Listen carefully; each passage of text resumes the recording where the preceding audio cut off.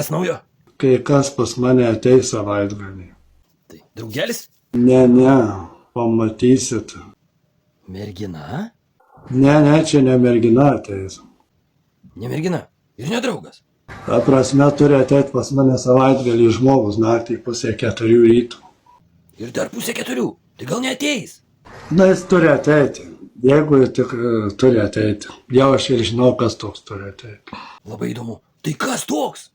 33 metų dėdas ir turi pats mąstyti. Vyčka? Jeigu jau viskas gerai, tai planai, tai čia turbūt kambarį baldų jau nebeliks, čia viskas bus sudaužyta.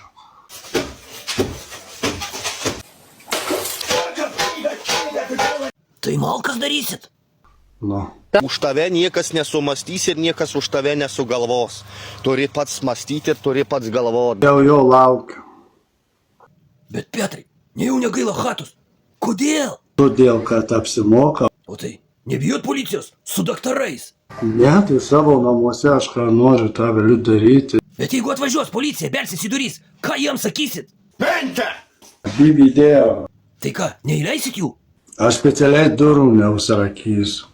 Nu, įdomu bus pamatyti. Gal šį savaitgalį vidosą pamatysit. Nu, lauksim. O tu, Vyčka, kokį atlygį imi už malkų gamybą? Labas noriu, jaunas vyras!